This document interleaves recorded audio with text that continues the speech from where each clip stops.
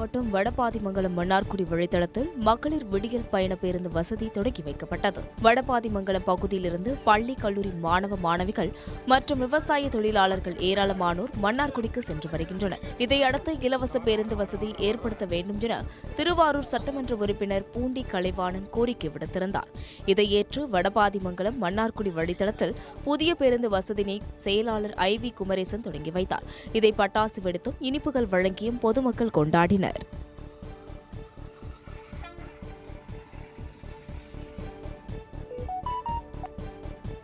தஞ்சை மாவட்டத்தில் சுங்க கட்டணம் செலுத்தாத அரசு பேருந்து சுங்கச்சாவடியில் நிறுத்தப்பட்டதால் பயணிகள் அவதியடைந்தனர். தஞ்சையிலிருந்து கும்பகோணம் நோக்கி சென்று கொண்டிருந்த அரசு பேருந்து வேம்புக்குடி சுங்கச்சாவடியில் ஃபாஸ்டாக் முறையில் கட்டணம் செலுத்துவதற்கான வரிசையில் நின்றது. அப்போது அந்த பேருந்துக்கான கட்டணம் இல்லாததால் சுங்கச்சாவடி ஊழியர்கள் அந்த பேருந்தை தடுத்து நிறுத்தி வைத்தனர். அப்போது பேருந்து ஓட்டுநருக்கும் சுங்கச்சாவடி ஊழியர்களுக்கும் இடையே வாக்குவாதம் ஏற்பட்டது. இதனால் பேருந்தில் பயணம் செய்த பயணிகள் அவதியடைந்தனர்.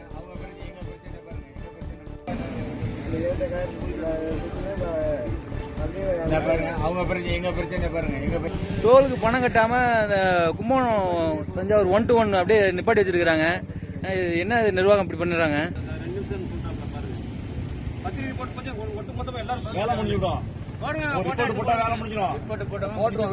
சென்னை வரலையும் போயிடுது. அப்புறம் அங்க வரல போய் நீங்களும் பதில் சொல்ல மாதிரி ஆயிடும். அப்புறம்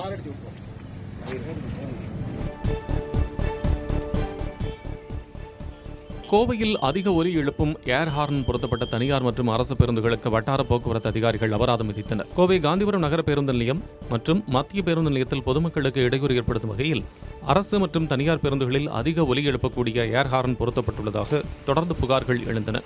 அதன் பேரில் ஆய்வு மேற்கொண்ட வட்டார போக்குவரத்து அலுவலர்கள் மற்றும் மாசு கட்டுப்பாட்டு வாரிய அதிகாரிகள் அதிகமாக ஒலி எழுப்பும் ஹார்ன் பொருத்திய பேருந்துகளுக்கு அபராதம் விதித்தனர். திருப்பத்தூர் மாவட்டம் நாற்றம்பள்ளி அருகே அரசு பள்ளி வளாகத்தை மாணவர்களை கொண்டு சுத்தம் செய்த விவகாரத்தில் தலைமை ஆசிரியர் தற்காலிக பணியிடை நீக்கம் செய்யப்பட்டுள்ளார். கடந்த 15ஆம் தேதி ஆவாரங்குப்பம் அரசு நடுநிலைப் பள்ளி வளாகத்தையும் 1000 லிட்டர் கொள்ளளவு கொண்ட நீர்த்தேக்க தொட்டியும் மேல்நிலை நீர்த்தேக்க தொட்டியும் மாணவர்கள் துடப்பத்தை வைத்து சுத்தம் செய்யும் வீடியோ வெளியாகி பரபரப்பை ஏற்படுத்தியது. இதையடுத்து ஆசிரியர்கள் மீது கடும் நடவடிக்கை எடுக்க வேண்டும் என பெற்றோர்கள் வலியுறுத்தி வந்த நிலையில் பள்ளி தலைமை ஆசிரியர் உமாராணியை பணியிடை நீக்கம் செய்து கல்வி அலுவலர் மலைவாசன் உத்தரவிட்டுள்ளார். சிவகங்கை மாவட்டம் தேவக்கோட்டை அருகே கோவில் திருவிழாவை முன்னிட்டு குதிரை மாட்டு வண்டி பந்தயம் நடைபெற்றது. ஆராவயல் பகுதியில் நடைபெற்ற போட்டியில் 6 குதிரை வண்டிகளும் 14 மாட்டு வண்டிகளும் கலந்து கொண்டன. போட்டியின் போது வண்டியில் இருந்த கயிறு அவிழ்ந்ததால் சாலையில் குதிரை ஒன்று தனியாக ஓடியதால் பரபரப்பு ஏற்பட்டது. வெற்றி பெற்ற காளைகள் மற்றும் குதிரைகளின் உரிமையாளர்களுக்கும் சாரதிகளுக்கும் பரிசுகள் வழங்கப்பட்டன. சுற்றுவட்டார கிராமத்திலிருந்து வந்திருந்த ஏராளமான பொதுமக்கள் சாலையின் இருபுறமும் நின்று போட்டியை கண்டு களித்தனர்.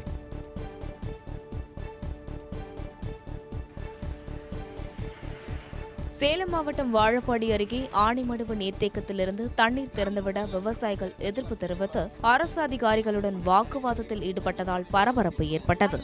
66 அடி உயரம் 263 ஏக்கர் பரப்பளவு கொண்ட ஆனைமடுவு நீர்த்தேக்கத்தில் இருந்து குடிநீர் தேவைக்காகவும் விவசாய பயன்பாட்டிற்காகவும் தண்ணீர் திறப்பதற்கான ஆணை பிறப்பிக்கப்பட்டது. இதுகுறித்து தகவல் அறிந்து வந்த விவசாயிகள் 50க்கும் மேற்பட்டோர் பழைய ஆயக்கட்டு பாசன பகுதியில் 512 ஏக்கருக்கு 60% தண்ணீர் புதிய ஆயக்கட்டு வாய்க்கால் விவசாயம் பகுதியில் உள்ள 5000 ஏக்கருக்கு 40% தண்ணீரும் திறக்க எதிர்ப்பு தெரிவித்து போராட்டத்தில் ஈடுபட்டனர்.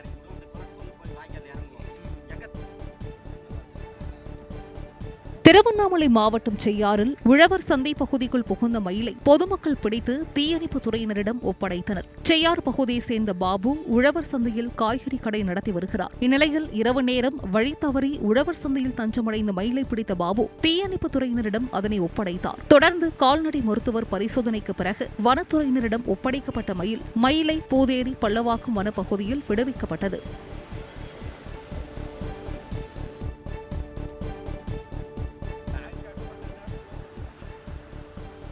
வனத்துறையினர் சேகரித்து பராமரித்து வந்த ஆலிவ் ரிட்லி ஆமைகளின் முட்டைகளில் இருந்து பொரித்த ஆமை குஞ்சுகள் கடலில் விடப்பட்டன. திருநெல்வேலி மாவட்டத்திற்கு உட்பட்ட கடற்கரை கிராமங்களில் இருந்து 2552 ஆலிவ் ரிட்லி வகை ஆமை முட்டைகளை வனத்துறையினர் சேகரித்தனர். கூட்டப்பனை மற்றும் பஞ்சல் கிராமங்களில் பாதுகாப்பகத்தில் பராமரிக்கப்பட்டு வந்த ஆமை முட்டைகளில் இருந்து பொரித்த 700 ஆமை குஞ்சுகள் நெல்லை மாவட்ட வன அலுவலர் தலைமையில் ராதாபுரம் வனச்சரக அலுவலர் ஆகியோர் முன்னிலையில் கடலில் விடப்பட்டனர்.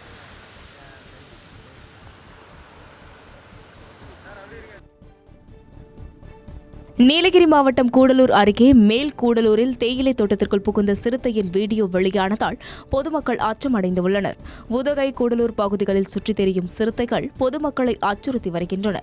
இந்நிலையில் மேல் கூடலூர் கோக்கல் பகுதியில் ஓய்வெடுத்துக் கொண்டு இருந்த சிறுத்தையை அவ்வழியாக சென்ற வாகன ஓட்டிகள் வீடியோ எடுத்து இணையத்தில் வெளியிட்டுள்ளனர்.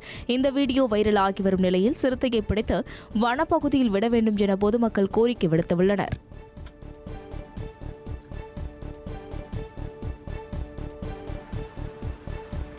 நாமக்கல் மாவட்டம் குமாரபாளையம் அருகே மருத்துவர் வீட்டின் பூட்டை உடைத்து கொள்ளையடித்த இருவரை போலீசார் கைது செய்தனர். பிப்ரவரி 8ஆம் தேதி கல்லங்காடு வலசு பகுதியைச் சேர்ந்த எலும்பு முறிவு மருத்துவர் யுவராஜ் வீட்டின் பூட்டை உடைத்து நகை மற்றும் பணத்தை மர்ம நபர்கள் கொள்ளையடித்துச் சென்றனர். புகாரின் அடிப்படையில் தனிப்படைகள் அமைத்து போலீசார் விசாரித்து வந்தனர். இந்நிலையில் காவிரி நகரில் ரோந்து பணியில் ஈடுபட்டிருந்த போலீசார் சங்கர், அருண்குமார் ஆகியோரை சந்தேகத்தின் பேரில் அழைத்து விசாரித்தனர். அப்போது அவர்கள் மருத்துவர் வீட்டில் கொள்ளை சம்பவத்தில் ஈடுபட்டவர்கள் என்பது தெரியவந்தது. இதையடுத்து இருவரையும் கைது செய்த போலீசார் 20 சவரன் நகை, 20 லட்சம் ரூபாய் ரொக்கத்தை பறிமுதல் செய்தனர்.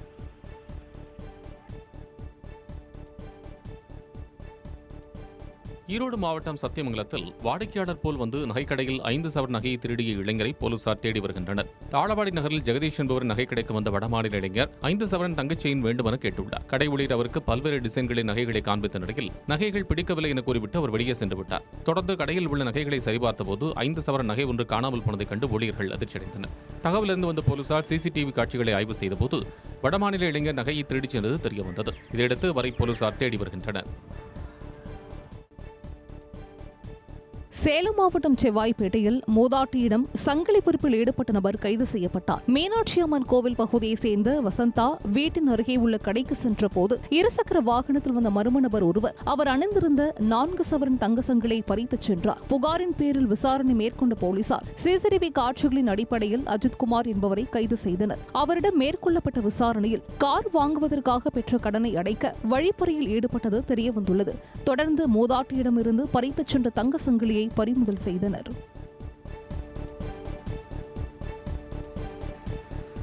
தருமபுரி மாவட்டம் பாலக்கோடு அருகே சரக்கு லாரியில் கடத்தி கொண்டு வரப்பட்ட 1 டன் குட்காவை போலீசார் பறிமுதல் செய்தனர். பாலக்கோடு புதிய தேசிய நெடுஞ்சாலை வழியாக தடை செய்யப்பட்ட குட்கா, பான் மசாலா பொருட்கள் கடத்தப்படுவதாக கிடைத்த தகவலின் பேரில் போலீசார் கண்காணிப்பு பணியில் ஈடுபட்டனர். அப்போது கர்நாடகாவிலிருந்து தருமபுரி நோக்கி வேகமாக வந்த மினி சரக்கு லாரியை துரத்திச் சென்று பிடித்து சோதனை செய்த போது அதில் 3 லட்சம் ரூபாய் மதிப்பிலான 1 டன் குட்கா இருந்தது தெரியவந்துள்ளது. இதையடுத்து அவற்றை பறிமுதல் செய்த போலீசார் ஓட்டுநர் பாபரை கைது செய்தனர்.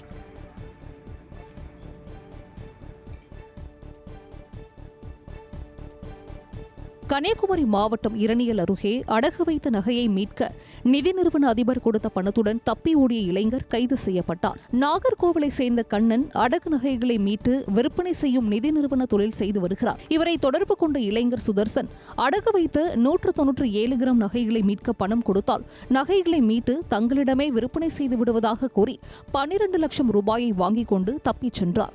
புகாரின் பேரில் போலீசார் இளைஞரை கைது செய்து சிறையில் அடைத்தனர்.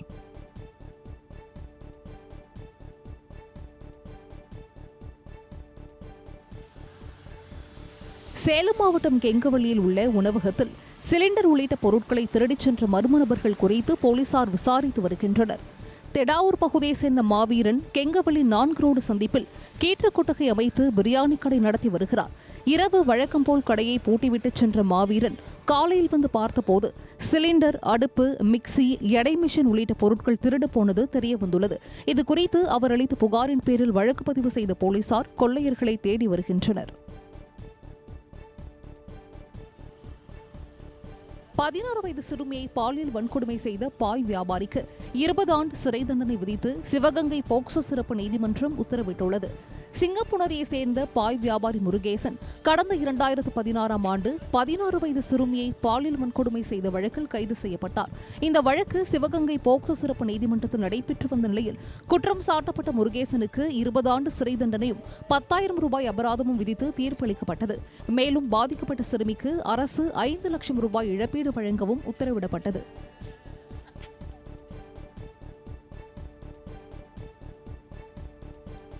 தஞ்சாவூர் மாவட்டம் பேராவூரணி அருகே கோழி பண்ணையில் ஏற்பட்ட தீ விபத்தில் 7000 கோழிகள் தீயில் கருகி உயிரிழந்தன. ஒளிராமன் காடு கிராமத்தைச் சேர்ந்த மகாலட்சுமி பர்மா காலனி பகுதியில் கோழி கொட்டகை அமைத்து பிராய்லர் கோழிகளை விற்பனைக்காக வளர்த்து வந்தார்.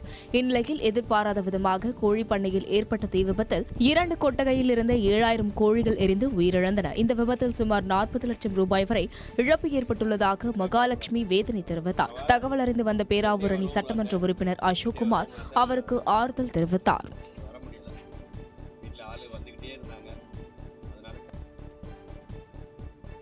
தமிழக மீனவர்களை இலங்கை கடற்கொள்ளைகள் தாக்கி பொருட்களை அபகரித்துச் சென்ற சம்பவம் பரபரப்பை ஏற்படுத்தியுள்ளது. மயிலாடுதுறை மாவட்டம் புதுப்பேட்டை பகுதியைச் சேர்ந்த மீனவர்கள் 4 பேர் கடந்த 15ஆம் தேதி மீன்பிடிக்க கடலுக்கு சென்றுள்ளனர். கோடிக்கரைக்கு தென்கிழக்கே மீன்பிடித்துக் கொண்டிருந்தபோது தமிழக எல்லைக்குள் வந்த இலங்கை கடற்கொள்ளைகள் 3 பேர் மீனவர்களை பயங்கர ஆயுதங்களை கொண்டு தாக்கியுள்ளனர். இதனையடுத்து படகிலிருந்து GPS கருவி, செல்போன், டார்ச் லைட் மற்றும் மீன்களையும் அபகரித்துச் சென்றுள்ளனர். இந்த தாக்குதலில் பலத்த காயமடைந்த மீனவர்கள் கோடியக்கரை மருத்துவமனையில் சிகிச்சை பெற்று வருகின்றனர். தமிழக மீனவர்களை இலங்கை கடற்கொள்ளைகள் தாக்கிய சம்பவம் பரபரப்பையும் அதிர்ச்சியையும் ஏற்படுத்தியுள்ளது. பெரம்பலூரில் 2வது நாளாக கல்குவாரி, கிரஷர் மற்றும் லாரி உரிமையாளர்கள் வேலைநிறுத்த போராட்டத்தில் ஈடுபட்டுள்ளதால் கட்டுமான தொழில் பாதிக்கப்பட்டுள்ளது. பழைய கனமீட்டர் முறையை பின்பற்ற வேண்டும், கர்நாடகாவை போல் புதிய நிலம் தாங்கும் கனிம வரியிலிருந்து பாறைகளுக்கு விலக்கு அளிக்க வேண்டும் என ஜல்லி, எம்சாண்ட் உள்ளிட்ட கட்டுமான பொருட்களின் விலை ஏற்றத்தை கட்டுப்படுத்த வேண்டும் உள்ளிட்ட கோரிக்கைகளை வலியுறுத்தி கல்குவாரி, கிரஷர் மற்றும் லாரி உரிமையாளர்கள் தொடர் வேலைநிறுத்தத்தில் ஈடுபட்டுள்ளனர். 2வது நாளாக இன்று தொடரும் போராட்டத்தால் பல்வேறு இடங்களில் கட்டுமான பொருட்கள் கிடைப்பதில் சிக்கல் ஏற்பட்டுள்ளதாகவும் கட்டுமான பணிகள் பாதிக்கப்பட்டுள்ளதாகவும் தெரிவிக்கப்பட்டுள்ளது.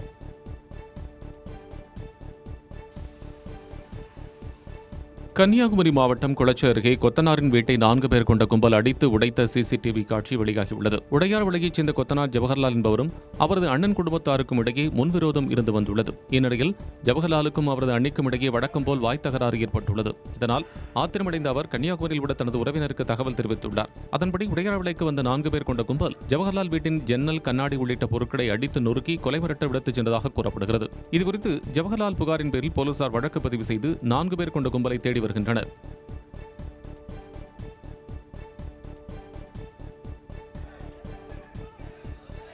திண்டுக்கல் மாவட்டம் பழனியில் வக்ஃபு திருத்தச் சட்டத்திற்கு எதிர்ப்பு தெரிவித்து 1000க்கும் மேற்பட்ட இஸ்லாமியர்கள் பிரம்மாண்ட பேரணி நடத்தினர். பழனியில் அனைத்து இஸ்லாமிய சமுதாய மக்களின் சார்பில் 1000க்கும் மேற்பட்டோர் பிரம்மாண்ட பேரணியாக சென்றனர். பழனி பெரிய பள்ளிவாசலிலிருந்து தொடங்கிய இந்த பேரணி காந்தி மார்க்கெட், பேருந்து நிலையம் வழியாக மின்வாரிய திடலில் நிறைவுற்றது. அங்கு ஆர்ப்பாட்டத்தில் ஈடுபட்ட இஸ்லாமியர்கள் வக்ஃபு திருத்தச் சட்டம் மத சுதந்திரத்திற்கு எதிரானது என்றும் அதனை திரும்பப் பெற வேண்டும் என்றும் முழக்கங்களை எழுப்பினர். இதில் திமுக, காங்கிரஸ் உள்ளிட்ட அரசியல் கட்சி நிர்வாகிகளும் கலந்து கொண்டனர். ரத்து செய் ஒன்றிய அரசு, மோடி அரசு இறைவன் சொத்தை அபகரித்தார், அழிவடித்து எங்கள் உரிமை மீட்பு ஆர்ப்பாட்டம், இது ஆர்ப்பாட்டம்.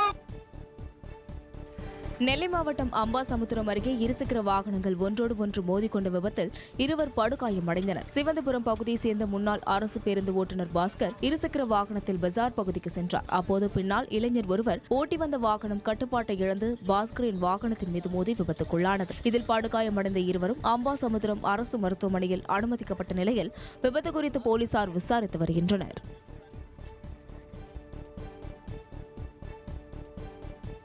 கோவையில் சிறுமிகளுக்கு பாலியல் தொல்லை அளித்ததாக கைது செய்யப்பட்ட மதபோதகர் ஜான் ஜெபராஜின் உறவினரும் போக்சோ சட்டத்தின் கீழ் கைது செய்யப்பட்டுள்ளார். கோவை ஜிஎன் மில்ஸ் பகுதியில் வசித்து வரும் மதபோதகர் ஜான் ஜெபராஜ் 2 சிறுமிகளுக்கு பாலியல் தொல்லை கொடுத்ததாக கடந்த 13ஆம் தேதி கைது செய்யப்பட்டார். இதையடுத்து வருகிற 25ஆம் தேதி வரை அவரை நீதிமன்ற காவலில் வைக்க கோவை மாவட்ட முதன்மை அமர்வு நீதிமன்றம் உத்தரவிட்டது. இதனையடுத்து சிறுமிகள் அளித்த வாக்குமூலத்தின் அடிப்படையில் ஜான் ஜெபராஜின் உறவினரான கோவை துடியலூர் பகுதியைச் சேர்ந்த பெனட் ஹரிஸ் என்பவரையும் கோவை மாநகர மத்திய அனைத்து மகளிர் போலீசார் போக்சோ சட்டத்தின் கீழ் கைது செய்தனர்.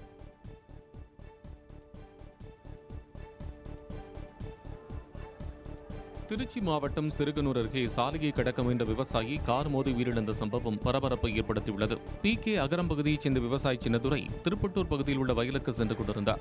அப்போது திருச்சி சென்னை தேசிய நெடுஞ்சாலையை கடக்க முயன்றபோது கார் மோதி சம்பவ இடத்திலேயே அவர் உயிரிழந்தார். இதனை அறிந்த சின்னதுரையின் உறவினர்கள் திருச்சி சென்னை தேசிய நெடுஞ்சாலையின் சாலை மறியல் போராட்டத்தில் ஈடுபட்டனர். அப்போது நெடுஞ்சாலையில் மின்விளக்குகள், சர்வீஸ் சாலைகள் அமைக்க வேண்டும் என்று கோரிக்கை விடுத்தனர். போராட்டம் காரணமாக சுமார் 1 மணி நேரத்திற்கு மேலாக பகுதியில் போக்குவரத்து பாதிக்கப்பட்டது.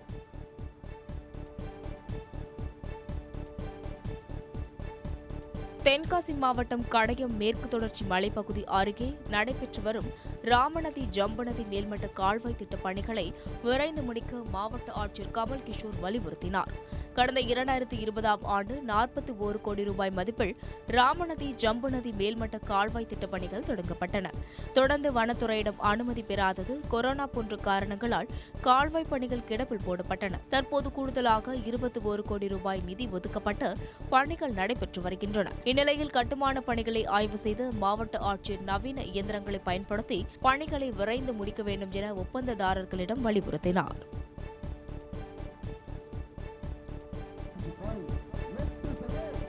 திருப்பத்தூர் மாவட்டம் வாணியம்பாடி அருகே எருதுவிடும் திருவிழா வெகு விமரிசையாக நடைபெற்றது. திம்மாம்பேட்டை கிராமத்தில் நடைபெற்ற போட்டியில் கிருஷ்ணகிரி, தருமபுரி, வேலூர் உள்ளிட்ட மாவட்டங்கள் மற்றும் ஆந்திராவைச் சேர்ந்த 200க்கும் மேற்பட்ட காளைகள் பங்கு பெற்றன. போட்டியில் நிர்ணயிக்கப்பட்ட இலக்கை குறுகிய நேரத்தில் ஓடி வெற்றி பெற்ற காளைக்கு முதல் பரிசாக 1 லட்சம் ரூபாயும் 30க்கும் மேற்பட்ட பரிசுகளும் வழங்கப்பட்டன. இதனை சுற்றுவட்டார பகுதியைச் சேர்ந்த ஏராளமானோர் கண்டு ரசித்தனர்.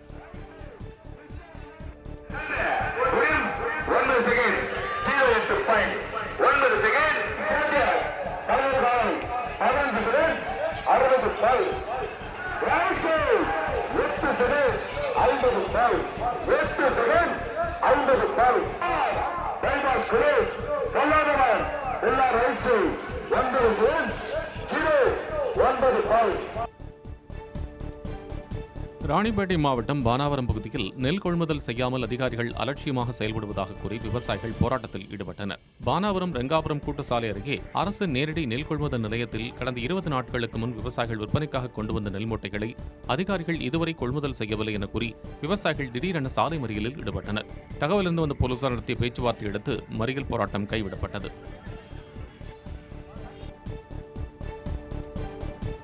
கள்ளக்குறிச்சி மாவட்டம் தென்கீரனூர் கிராமத்தில் அரசு பள்ளிக்கு வழங்கப்பட்ட பெஞ்ச் மேஜைகளை குடிகாரர்கள் மது அருந்து பயன்படுத்தும் வீடியோ வைரலாகி வருகிறது. கள்ளக்குறிச்சி சட்டமன்ற தொகுதி உறுப்பினர் மேம்பாட்டு நிதியிலிருந்து அரசு பள்ளி மாணவர்களுக்கு சுமார் 100க்கும் மேற்பட்ட பெஞ்ச் மேஜைகள் கிராம சேவை மையத்தில் பாதுகாப்பற்ற முறையிலும் பயன்படுத்தாமலும் புதிதாக வெளியே போட்டு வைக்கப்பட்டுள்ளது. மேலும் அந்த இடம் குடிகாரர்களின் கூடாரமாக மாறியிருப்பதோடு மேஜை பெஞ்சுகளில் குடிகாரர்கள் அமர்ந்து மது அருந்தும் வீடியோ சமூக வலைதளத்தில் வெளியாகி வைரலாகி வருகிறது. மாவட்ட நிர்வாகம் உரிய நடவடிக்கை மேற்கொள்ள வேண்டும் என சமூக ஆர்வலர்கள் கோரிக்கை வைத்துள்ளனர்.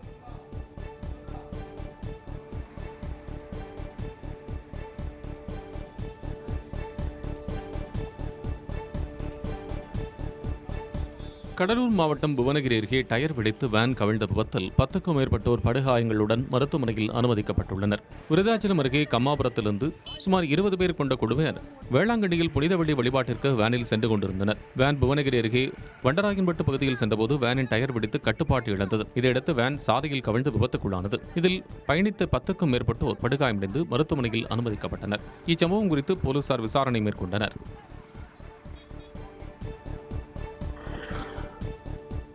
செங்கல்பட்டு மாவட்டம் மதுராந்தகம் அருகே மயானத்திற்கு செல்ல பாதை இல்லாததால் வயல்வெளிகள் வழியாக செல்லும் அவலம் அரங்கேறியுள்ளது. மதுராந்தகம் ஒன்றியத்திற்குட்பட்ட அண்டபாக்கம் கிராமத்தில் சுமார் 500க்கும் மேற்பட்ட குடும்பத்தினர் வசித்து வருகின்றனர். இங்கு சுமார் 50 ஆண்டுகளாக மயானத்திற்கு செல்ல பாதை இல்லாமல் இறந்தவர்களின் உடலை வயல்வெளியில் உள்ள நெற்பயிர்களை சேதப்படுத்தி செல்லும் அவல நிலை உள்ளது. எனவே மயானத்திற்கு செல்ல பாதை அமைத்து தரக்கோரி மாவட்ட நிர்வாகம் மற்றும் தமிழக அரசுக்கு பலமுறை மனு அளித்தும் நடவடிக்கை எடுக்கவில்லை என அப்பகுதி மக்கள் குற்றம் சாட்டுகின்றனர். இந்நிலையில் மயான பாதையை அமைத்து தர வேண்டும் எனவும் அப்பகுதி மக்கள் கோரிக்கை வைத்துள்ளனர்.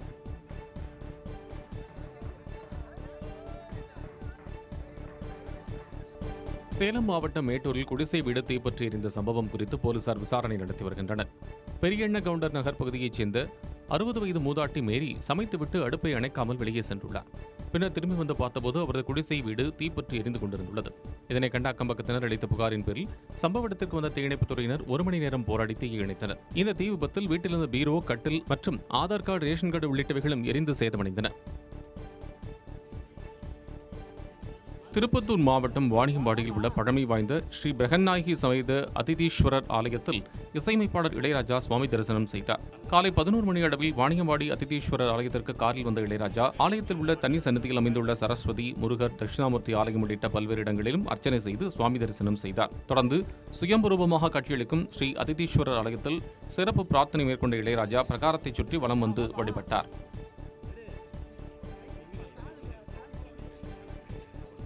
கரூர் மாவட்டம் குளித்தலை அருகே பிள்ளப்பாளையம் அரசு மதுபான கடையின் பின்புற சுவற்றில் துளையிட்டு மதுபான பாட்டில்கள் திருடப்பட்ட சம்பவம் பரபரப்பை ஏற்படுத்தியுள்ளது. பிள்ளப்பாளையம் அரசு மதுபான கடையை திறக்க வந்த ஊழியர்கள் சுவரில் துளையிட்டு 28,000 ரூபாய் மதிப்புள்ள 150க்கும் மேற்பட்ட உயர் ரக மது பாட்டில்கள் திருடப்பட்டிருப்பதைக் கண்டு அதிர்ச்சியடைந்தனர். மோப்ப நாய்களிடமிருந்து தப்பிக்க கொள்ளையர்கள் மிளகாய் பொடியை தூவி சென்றதும் கடையில் இருந்த சிசிடிவி கேமராக்களை எடுத்து சென்றதும் தெரியவந்தது. இதுகுறித்து அளிக்கப்பட்ட புகாரின் பேரில் கொள்ளையர்கள் குறித்து போலீசார் விசாரணை மேற்கொண்டு வருகின்றனர்.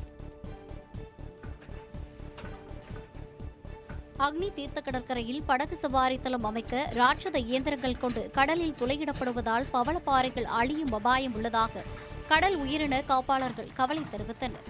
ராமநாதபுரம் மாவட்டம் ராமேஸ்வரம் அக்னி தீர்த்த கடற்கரையில் சுற்றுலா படகு இயக்க திட்டமிடப்பட்டு 7,58,00,000 ரூபாய் மதிப்பில் தளம் அமைக்கும் பணி நடைபெற்று வருகிறது. இதற்காக ராட்சத இயந்திரம் 10 ஆழத்திற்கு துளையிடும் பணி நடைபெற்று வருகிறது. இதனால் பவளப்பாறைகள் சேதமடைந்து கரையோர பகுதிகள் கடல் சீற்றத்தால் பாதிப்புக்கு உள்ளாகும் நிலை ஏற்படும் என கடல்வாழ் சமூக ஆர்வலர்கள் கவலை தெரிவித்தனர். இது தொடர்பாக வனத்துறை அதிகாரிகள் நடவடிக்கை எடுக்க வேண்டும் என கோரிக்கை விடுக்கப்பட்டுள்ளது.